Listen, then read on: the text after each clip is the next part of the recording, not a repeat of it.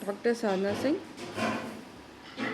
Associate professor chemistry, Nathdwara, SMB government college, Rajasthan. आज हम polynuclear hydrocarbon पर तीसरा लेक्चर पढ़ेंगे। पिछली बार हमने नेफ्थलीन की बनाने की विधियाँ और उसकी अभिक्रियाएँ, योगात्मक अभिक्रियाओं के बारे में पढ़ा था। आज हम उसकी ऑक्सीकरण और इलेक्ट्रोस्नेही प्रतिस्थापन अभिक्रियाएँ पढ़ेंगे। नेफ्थलीन की ऑक्सीकरण रिएक्शन इस प्रकार है। नेफ्थलीन KMnO4 के साथ अम्ल की उपस्थिति में थैलिक एसिड देता है। नेफ्थलीन KMnO4 के साथ क्षार की उपस्थिति में थैलेनोइक एसिड देता है। Naphthalene chromic acid, potassium dichromate और सल्फर एसिड के साथ में 1,4-नेफ्थाक्विनोन देता है ऑक्सीकरण पर, और ऑक्सीजन और वैनेडियम ऑक्साइड के साथ 500 डिग्री सेंटीग्रेड पर गर्म करने पर नेफ्थलीन थैलिक एनहाइड्राइड देता है। यही थैलिक एनहाइड्राइड नेफ्थलीन की अभिक्रिया सल्फ्यूरिक एसिड और मरकरी सल्फाइड के साथ ऑक्सीकरण करने पर भी प्राप्त होता है। ये तो थी नेफ्थलीन की ऑक्सीकरण अभिक्रियाएं। आगे आती हैं नेफ्थलीन की इलेक्ट्रॉन स्नेही प्रतिस्थापन अभिक्रियाएं। नेफ्थलीन बेंजीन की तरह ही एरोमेटिक कंपाउंड है, और क्योंकि ये एरोमेटिक कंपाउंड है इसलिए ये द्विबंध होते हुए भी योगात्मक अभिक्रिया न देके प्रतिस्थापन अभिक्रियाएं देता है। बेंजीन में प्रतिस्थापन अभिक्रियाएं दो स्थान पर हो सकती हैं। बेंजीन में हमने देखा दो तरह के कार्बन एटम हैं, 1,4,6,8 अल्फा कार्बन है, 2,3,7,6 बीटा कार्बन है। तो इलेक्ट्रॉन स्नेही अल्फा स्थिति पर भी आक्रमण कर सकता है और बीटा स्थिति पर भी आक्रमण कर सकता है। अगर नेफ्थलीन में इलेक्ट्रॉन स्नेही अल्फा स्थिति पर आक्रमण करता है तो जो कार्बोनियम आयन बनता है, जहाँ पर 2 पोजीशन पर 2 कार्बन पर धनावेश आएगा और ये धनावेश 2 से 4 पर जाकर अनुनादी संरचनाएं बनाएगा। कैकुली संरचना होने के कारण ये 4 स्थायी कार्बोनियम या एलिनियम आयन की अनुनादी संरचनाएं बनती हैं। इसके अलावा भी कई और अनुनादी संरचनाएं बनती हैं जिसमें धनावेश इस रिंग से दूसरी रिंग पर यानी कि 5-7 पोजीशन पर भी जा सकता है।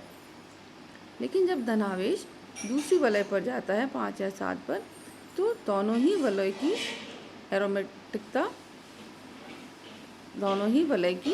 एरोमेटिकता खत्म हो जाती है। अतः वो अनुनादी संरचनाएं जिसमें धनावेश 5-7 आदि पोजीशन पर जाता है तो वो स्थायी नहीं होती। लेकिन ये जो संरचनाएं हैं जिसमें एक वलय एरोमेटिक है, ये स्थायी अनुनादी संरचना है। तो जब इलेक्ट्रॉन स्नेही अल्फा स्थिति पर आक्रमण करता है तो ये 4 स्थायी अनुनादी संरचनाएं बनती हैं। अगर इलेक्ट्रॉन स्नेही बीटा स्थिति पर आक्रमण करे तो धनावेश एक कार्बन पर जाता है नंबर 1 पर, और कैकुली संरचना होने के कारण ये 2 स्थायी अनुनादी संरचनाएं बनती हैं। तो बीटा स्थिति पर आक्रमण करने से 2 स्थायी और अल्फा स्थिति पर आक्रमण करने से 4 स्थायी अनुनादी संरचनाएं बनती हैं। इसलिए अल्फा आक्रमण नेफ्थलीन में इलेक्ट्रॉन स्नेही द्वारा आसानी से होता है। ये इलेक्ट्रॉन स्नेही जब आयरनियम आयन कार्बोनियम आयन बनाता है, आयरनियम आयन या कार्बोनियम आयन, तो वो एक प्रोटॉन का निष्कासन करके और इलेक्ट्रॉन स्नेही प्रतिस्थापित उत्पाद देते हैं। नेफ्थलीन भी बेंजीन की ही तरह 4 तरह की इलेक्ट्रॉन स्नेही प्रतिस्थापन अभिक्रियाएं देते हैं, और ये हैं nitration, halogenation, sulphonation, Friedel and craft reaction. Friedel and craft reaction दो प्रकार की होती है, फ्रेडल एंड क्राफ्ट अल्काइलेशन और फ्रेडल एंड क्राफ्ट एसाइलेशन। इन सभी अभिक्रियाओं को एक चार्ट में दिखाया गया है, इस प्रकार है। नेफ्थलीन नाइट्रिक एसिड और सल्फ्यूरिक एसिड के साथ में इसका नाइट्रीकरण करते हैं, तो ये 1 नाइट्रोनेफ्थलीन मेजर प्रोडक्ट मुख्य उत्पाद के रूप में देता है और 2 नाइट्रोनेफ्थलीन 5% यानी कि माइनर उत्पाद के रूप में देता है। नेफ्थलीन का अगर हेलोजिनेशन किया जाए क्लोरीन या हेलोजेंस के साथ में आयरन या FeCl3 एल्यूमिनियम क्लोराइड की उपस्थिति में, तो 1 क्लोरो नेफ्थलीन मुख्य उत्पाद के रूप में प्राप्त होता है। नेफ्थलीन का अगर सल्फोनेशन करें सल्फ्यूरिक एसिड के साथ में 40 डिग्री सेंटीग्रेड पर ये 1 सल्फोनोलिक एसिड देता है और 150 डिग्री सेंटीग्रेड पर ये 2 नेफ्थलीन सल्फोनोलिक एसिड देता है। 2 नेफ्थलीन सल्फोनोलिक एसिड अधिक स्थायी है क्योंकि SO3H ग्रुप बड़ा ग्रुप है और नंबर 8 पर जो हाइड्रोजन उपस्थित है उसके साथ में इससे बाधा उत्पन्न होती है, इसलिए ये अस्थायी है। नंबर 2 स्थान पर जाने पर ये बाधा कम हो जाती है, इसलिए ये इसकी तुलना में अधिक स्थायी है। फ्रेडल एंड क्राफ्ट अल्काइलेशन में नेफ्थलीन अल्काइल हैलाइड जैसे मिथाइल आयोडाइड से अभिक्रिया एल्यूमिनियम क्लोराइड की उपस्थिति में करके 1 मिथाइल नेफ्थलीन बनाता है। अगर ये अल्काइल हैलाइड मिथाइल न होके कोई हायर अल्काइल ग्रुप हो जैसे इथाइल ब्रोमाइड या आइसोप्रोपाइल ब्रोमाइड, वो एल्यूमिनियम क्लोराइड के साथ अभिक्रिया करके 2 इथाइल नेफ्थलीन बनाते हैं, क्योंकि 2 पोजीशन पर 2 स्थिति पर बड़े अल्काइल ग्रुप को कम बाधा होती है, अतः बड़े अल्काइल ग्रुप दूसरी पोजीशन पर दूसरे कार्बन पर अधिक स्थायी होते हैं। इसी प्रकार फ्रेडल एंड क्राफ्ट एसाइलेशन में नेफ्थलीन एसिटाइल क्लोराइड के साथ में एल्यूमिनियम क्लोराइड की उपस्थिति में और नाइट्रोबेंजीन सॉल्वेंट के साथ अभिक्रिया करके 2 एसिटाइल नेफ्थलीन देता है। कार्बन डाइसल्फाइड की उपस्थिति में जब नेफ्थलीन एसिटाइल क्लोराइड से एल्यूमिनियम क्लोराइड की उपस्थिति में अभिक्रिया करता है तो 1 एसिटाइल नेफ्थलीन देता है। तो ये सारी इलेक्ट्रॉन स्नेही प्रतिस्थापन अभिक्रियाएं हैं। इनके बारे में विस्तार से इनका मैकेनिज्म स्टडी करेंगे। सबसे पहले है nitration and it's mechanism. Nitration और उसकी क्रियाविधि नेफ्थलीन में ये इस प्रकार है। नेफ्थलीन नाइट्रिक एसिड कंसनट्रेट और कंसनट्रेट सल्फ्यूरिक एसिड के साथ में अभिक्रिया कर 1 नाइट्रोनेफ्थलीन मुख्य उत्पाद और 2 नाइट्रोनेफ्थलीन जो है वो 5% यानी माइनर उत्पाद देता है। मैकेनिज्म इस प्रकार है। नाइट्रिक एसिड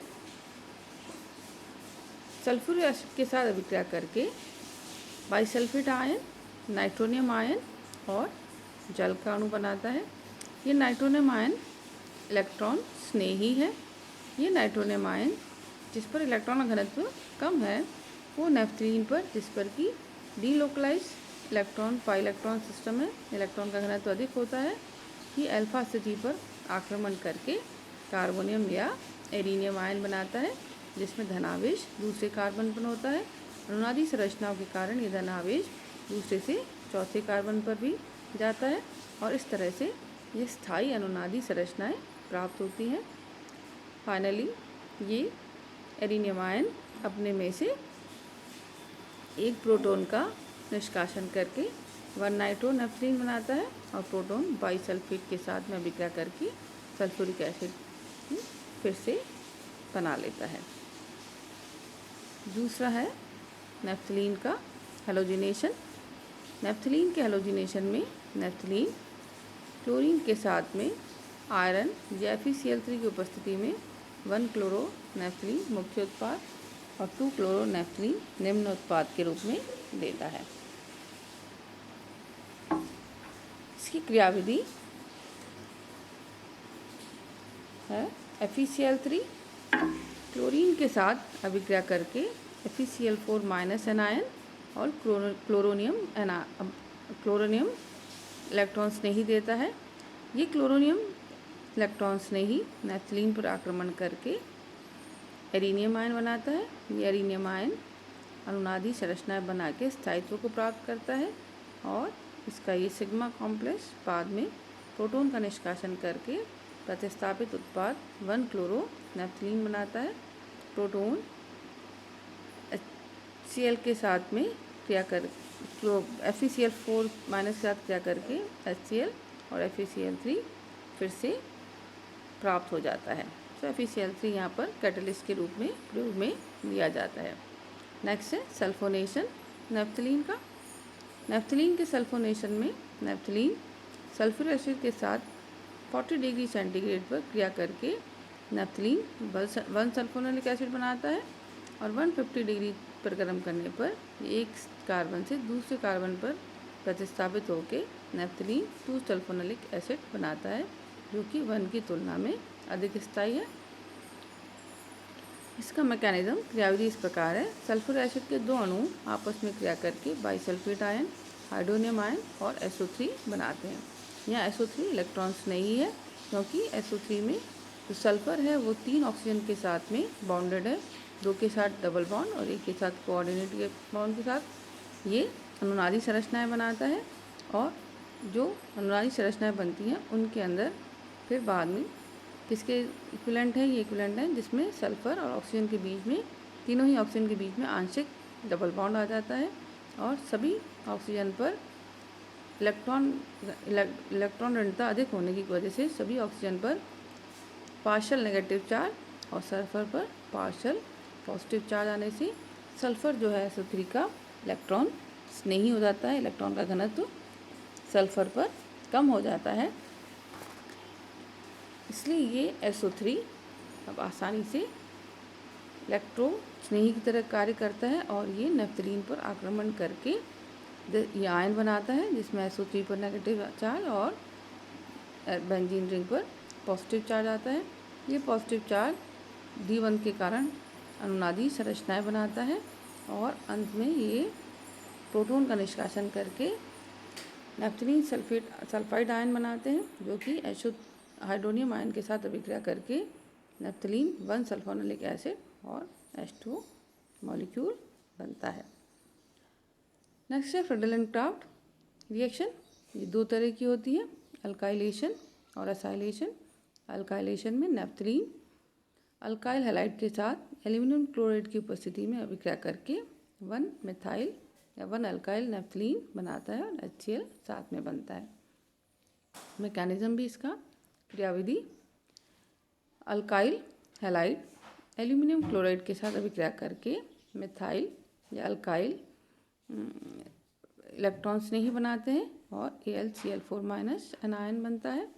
ये अल्काइल रेड इंटरमीडिएट जो है वो नेफ्थलीन पर आक्रमण करके एरिनियम आयन बनाता है। D1 के कारण यह एरिनियम आयन अनुनादी संरचनाएं बनाता है और अंत में प्रोटॉन का निष्कासन करके 1 मिथाइल नेफ्थलीन बनता है और प्रोटॉन AlCl4 के साथ अभिक्रिया करके एल्यूमिनियम क्लोराइड को फिर से बनाता है और HCl भी बनता है। तो AlCl3 यहाँ कैटलिस्ट के रूप में कार्य करता है। पर अगर अल्काइल हैलाइड अगर बड़ा अल्काइल ग्रुप है जैसे एथाइल आइसोप्रोपाइल, तो बनने वाला उत्पाद जो है वो 2 इथाइल या 2 अल्काइल नेफ्थलीन होता है, क्योंकि सेकंड पोजीशन पर, सेकंड कार्बन पर ये कम बाधा होती है। फिर है फ्रेडलैंड-क्राफ्ट एसाइलेशन। फ्रेडलैंड-क्राफ्ट एसाइलेशन में नेफ्थलीन एसिटाइल क्लोराइड के साथ एल्यूमिनियम क्लोराइड की उपस्थिति में नाइट्रोबेंजीन सॉल्वेंट के साथ में विक्रिया करके 2 acetyl naphthalene 90% and 1 acetyl naphthalene 10% देता है। मैकेनिज्म है इसका, एसिटाइल क्लोराइड एल्यूमिनियम क्लोराइड के साथ अभिक्रिया करके एसिटाइल इलेक्ट्रॉन्स ने ही और AlCl4 एनायन बनाते हैं। ये एसिटाइल इलेक्ट्रॉन्स ने ही नैप्थलीन के दूसरे कार्बन पर आक्रमण करके एरिनियम आयन बनाता है, जो कि द्विबंध के कारण दो अनुनादी स्थायी संरचनाएं देते हैं और अंत में एरिनियम आयन से प्रोटॉन का निष्कासन होकर 2 एसिटाइल नैप्थलीन बनता है। एल्यूमिनियम क्लोराइड और HCl भी प्राप्त होते हैं। नैप्थलीन के खास उपयोग हैं।